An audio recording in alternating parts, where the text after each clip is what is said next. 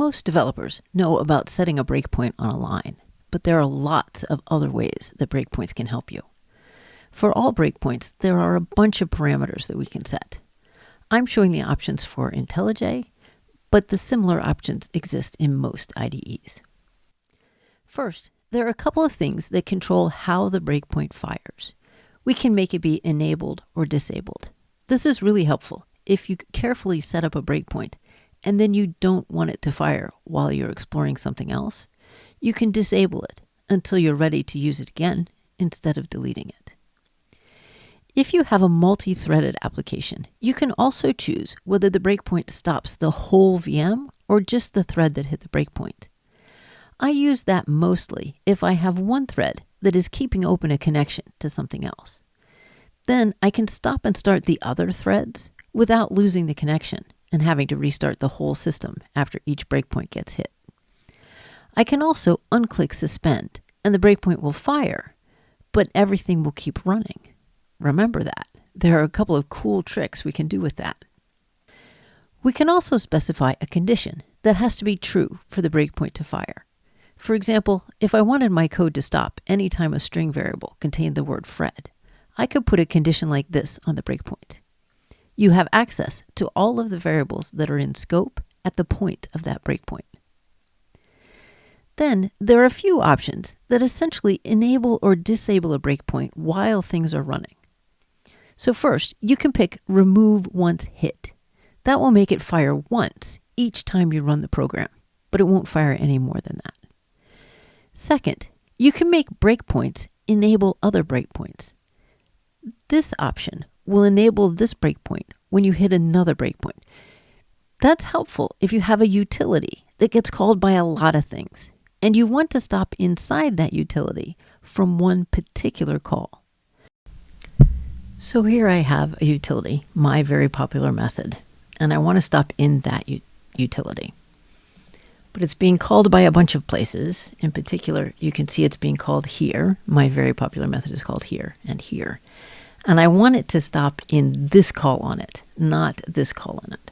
So what I do is I set a breakpoint here and make it not suspend.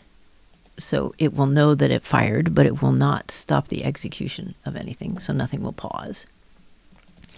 And then in the utility, I set a breakpoint where I want it to stop. And then in the parameters, I want it to stop after that line breakpoint. So now, if I run in the debugger, something that just calls that for me, you can see it stopped at my very popular method, but it stopped on this call of it, not that call of it. We can do similar things with these filters. They control the context in which the breakpoint should fire. For example, the caller filter lets you specify an object ID, and then the breakpoint only fires if that object is running the code. To be honest, I find most of these too tedious to use, and I can almost always get the same effect by specifying a condition.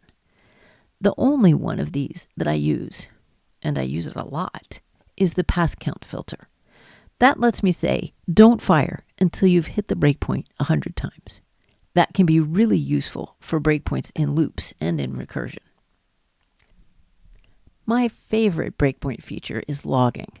When the breakpoint is hit, we can log that it was hit, which will give a description of why the breakpoint fired. So for a line breakpoint, we'd see something like this. We can also attach a stack trace if that helps. The really powerful part of this is that you can give it an expression to add to that log. Think of this like those print line statements that you scatter around your code. Instead of messing up your code with those, set a breakpoint and tell it not to suspend, and then put the string that you'd put in the print line in the evaluate and log box. Now, the really cool thing is that you can enable them and disable them as you're debugging different things, way easier than scattering print statements.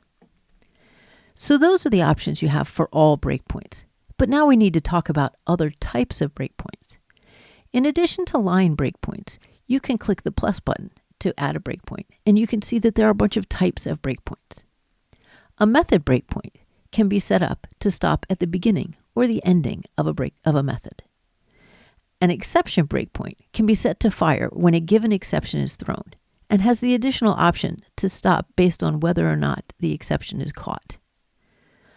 A field breakpoint is attached to an instance variable and can be set to stop when that field is accessed or modified. I often use these with suspend off, but the breakpoint hit message on. Look at the useful trace that gives you. It's a full trace of everyone who accessed or modified that field. The only thing that would make that better would be if those instance of Java util array list things gave us more information. Wait, I can do that. I can put the variable in the evaluate and log section, and that gets added to my trace. That's really useful. So, in addition to the standard line breakpoints, we can attach breakpoints to methods, exceptions, and instance variables. We can use the parameters to control the situations in which the breakpoint will fire.